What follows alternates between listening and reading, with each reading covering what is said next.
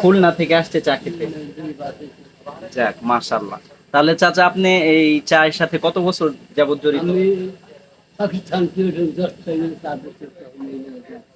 সেই পাকিস্তান পিরিয়ড থেকে আমাদের এই রহিমউদ্দিন চাচা চা বিক্রি করে আসছেন।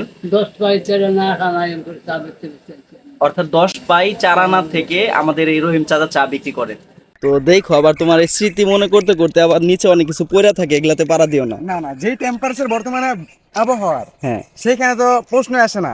মানে রেল লাইনে ওপেন বাথরুম, এটা সবাই জানে। হ্যাঁ। সেখান থেকে পড়ার আগেই শুকায় যাবো। অভিমানী ভালোবাসা চাই যে হারাতে, ওই দূর অজানাতে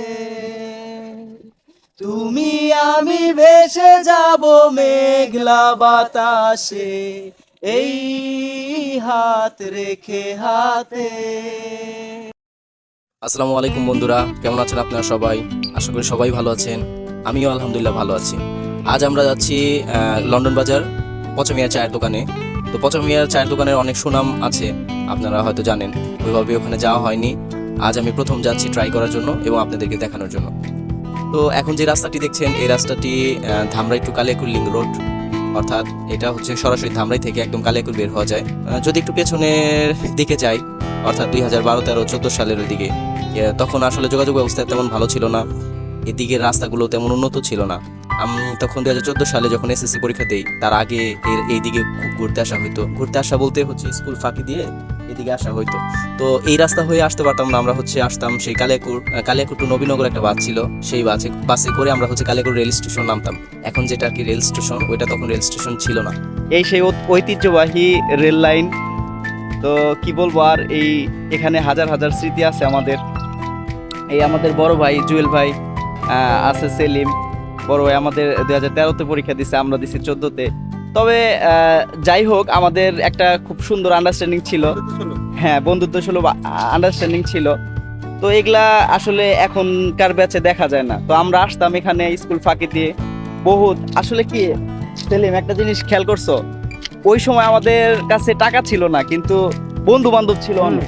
এখন টাকা আছে, কিন্তু এখন টাকা আছে, কিন্তু সেই বন্ধু বান্ধব দেখো, হ্যাঁ, 5 জন বন্ধু বান্ধব তুমি একসাথে করতে পারবে না। একটা জিনিস খেয়াল আছে, হ্যাঁ, গাড়িও আছে। একটা জিনিস খেয়াল করছো?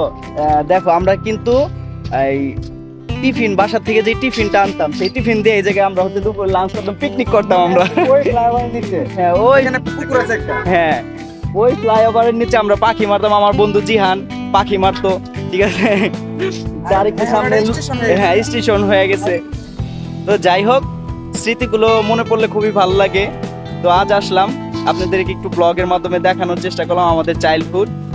তো আমাদের সময়টা ছিল অনেক সুন্দর সময়। এরকম সময় আসলে এখন খুব কম দেখা যায়, সবাই মোবাইলে ব্যস্ত। তো আমাদের সময় এত মোবাইলের ছিল না।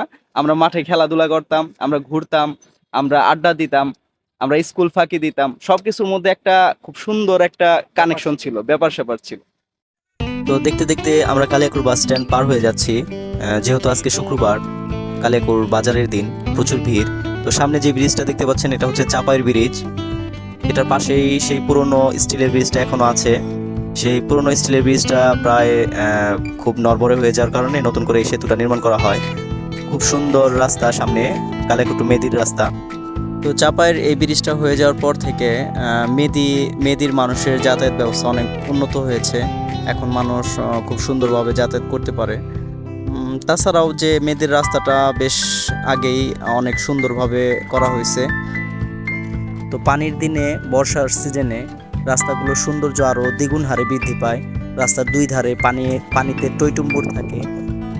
তো আমরা যারা দূর থেকে আসি এখানে দেখার জন্য, তাদের জন্য অনেক সুন্দর, কিন্তু হয়তো বা এই মেদিবাসী বা এই কালিয়াকুড়ে এই সাইডে যারা থাকে, তাদের জন্য পানিবন্দী অবস্থায় থাকতে হয় অনেক বাড়িঘর। তো আমরা কখনো এটা কাম্য করি না, বন্যা হয়ে সবার ক্ষতি হোক। তো মেদি থেকে ফুলবাড়িয়া হয়ে সরাসরি মাওনা দিয়ে বের হওয়া যায় এই রাস্তা ধরে। এই রাস্তাটা দিন দিন ভয়ঙ্কর হয়ে যাচ্ছে এই কারণেই, কারণ অনেক ভারী ভারী যানবাহন এই রাস্তায় চলাচল করে। দেখা যাচ্ছে যে প্রচুর মোড় আছে এখানে, যার কারণে অনেক ব্লাইন্ড স্পট থাকে। দেখুন সামনের এই ট্রাকটি একটি দুর্ঘটনার শিকার হয়েছে হয়তো।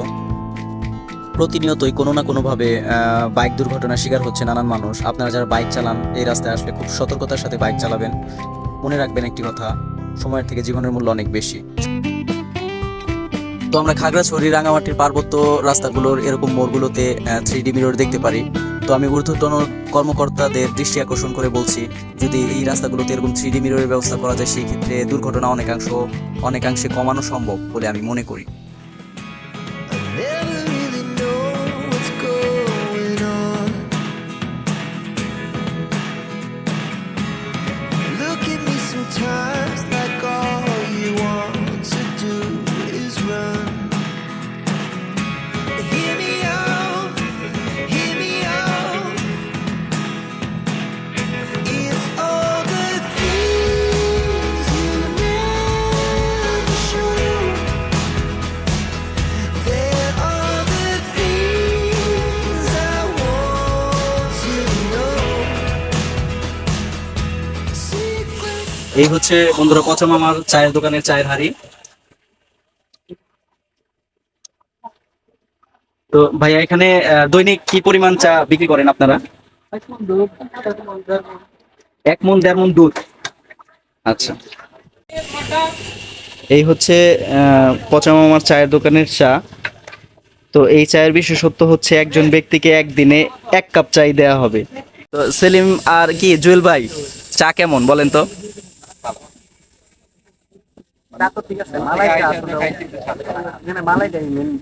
আচ্ছা আচ্ছা, সেটা কথা না, কথা হচ্ছে যে তোমার কি এই কাপ চা খাওয়ার পরে কি আরেক কাপ খাওয়ার ইচ্ছা হবে? ইচ্ছা থাকলেও তো কোনো লাভ দিবে না আমাকে। আচ্ছা, এটাই হচ্ছে এই চায়ের বিশেষত্ব। আসসালামু আলাইকুম চাচা, ভালো আছেন? আল্লাহ আচ্ছা, আমরা তো চাচা আপনার চায়ের খোঁজ পেয়ে অনেক দূর থেকে আসছি, সেই বারোইপাড়া থেকে আসছি। তো এরকম অনেক দূর থেকে আপনার দোকানে প্রতিনিয়তই তো চা খেতে আসে না? আচ্ছা, খুলনা গুনাই চল হ্যাঁ। খুলনা থেকে আসছে চা খেতে। যাক, মাশাআল্লাহ। তাহলে চাচা আপনি এই চায়ের সাথে কত বছর যাবত জড়িত? আমি পাকিস্তান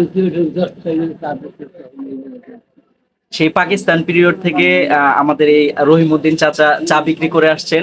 10 পাই তেরে না খানায় করে চা বেচতে অর্থাৎ 10 পাই 4 আনা থেকে আমাদের এই রহিম চাচা চা বিক্রি করেন। অর্থাৎ আপনারা এই চায়ের অনেক সুনাম আছে, আপনারা দূর দূরান্ত থেকে যারা আসতে চান। যত দূরের বড় লোক আমি যত ছোট লোক আমি একটা চা বিনা আমার একটা ব্যক্তির একটা সারাদিন একটা চাই। আচ্ছা, চাচা বলতেছেন যে আপনারা যত দূর থেকে আসেন, যত বড় লোকই হন, আপনি একদিনে 1 কাপ চাই খেতে পারবেন। এটাই হচ্ছে আমাদের সারা বাংলাদেশের সব মানুষ আমার জানে যে একটি নম্বর সব নম্বর আমার দিয়ে। আচ্ছা আচ্ছা, সারা বাংলাদেশে সবাই জানেন যে আমাদের এই চাচার চা দিনে একবার একজন ব্যক্তি একবারই খেতে পারবেন। আপনার যদি লাখ টাকাও দেন আরেক কাপ চা আপনি খেতে পারবেন। এটাই হচ্ছে আমাদের রহিমউদ্দিন চাচার চায়ের বিশেষত্ব। তো আপনারা আসবেন ইনশাল্লাহ, আমরা আসছি। খুবই ভালো চা, আপনারা এসে ট্রাই করে দেখতে পারেন। আসসালামু আলাইকুম। এটা হচ্ছে গ্রামীণ ঐতিহ্য, ভাই ব্রাদাররা গাছে উঠছে, দেখতে পাচ্ছেন আপনারা, খুব সুন্দর আম পেড়ে খাচ্ছে। এই গরমে আসলে আম ভর্তা টর্তা খেতে খুবই মজা লাগে।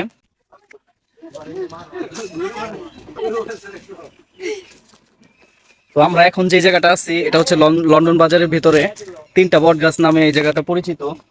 তো এখানে দেখেন যে ঐতিহ্যবাহী 3টা বট গাছ আছে। তো এই বট গাছ নিয়েও অনেক রূপকথা আছে, অনেক পুরনো ইতিহাস আছে।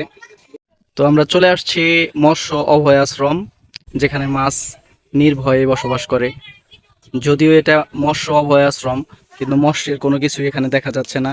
এখানে পুরোটা জুড়েই শুধু ধান ক্ষেত আর ধান ক্ষেত, যত দূর চোখ যায় তত দূর শুধু ধান ক্ষেত।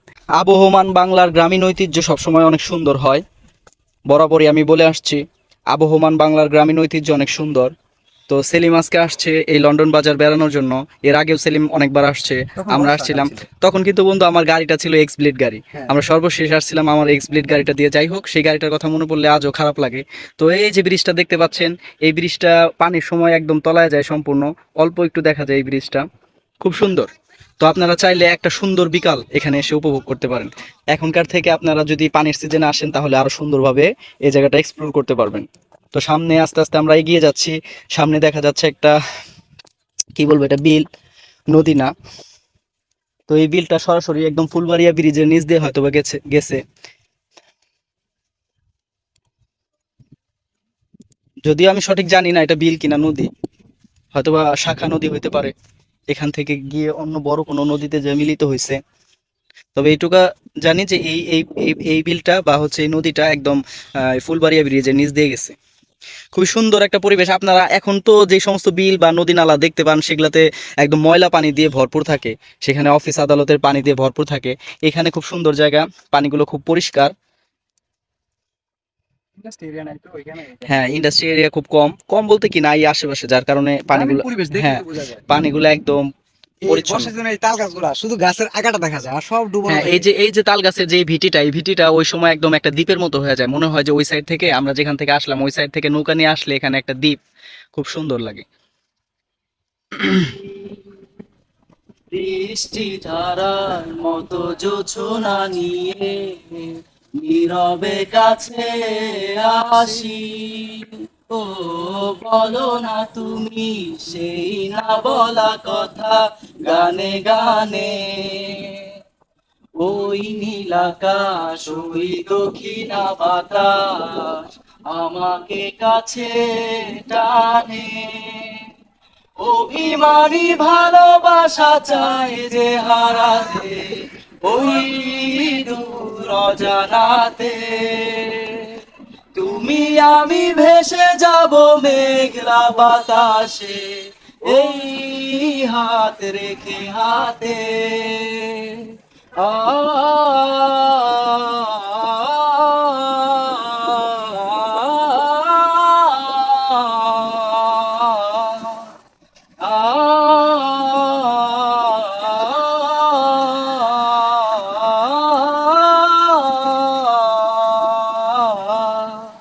চাঁদ কি জানে তুমি চাঁদেরই মতো, মন জানে না মন ছুঁয়েছে কত, বললে তুমি আর কবিতা হলো, যাই হারিয়ে তুমি যে পথে চলো, এসো না হৃদয়ে তুমি অচেনা শ্রাবণে নামি, অভিমানী ভালোবাসা চাই যে হারাতে ওই দূর অজানাতে, তুমি আমি ভেসে যাব মেঘলা বাতাসে এই হাত রেখে হাতে। আমাদের আরেকটি ছুটির দিন আপনাদের সামনে তুলে ধরার চেষ্টা করলাম। ভিডিওটি কেমন লেগেছে অবশ্যই কমেন্টের মাধ্যমে জানাবেন। যদি ভিডিওটি ভালো লাগে তাহলে আমাদের ইউটিউব চ্যানেলটি সাবস্ক্রাইব করবেন, আর যারা ফেসবুক থেকে দেখছেন তারা ফেসবুক পেজটি ফলো দিয়ে রাখবেন। আজ চলে যাচ্ছি, ইনশাল্লাহ পরবর্তীতে ফিরবো নতুন কোনো ভিডিও নিয়ে। ততক্ষণ আমাদের সাথে থাকুন এবং সঙ্গেই থাকুন। অনেক ধন্যবাদ। আসসালামু আলাইকুম।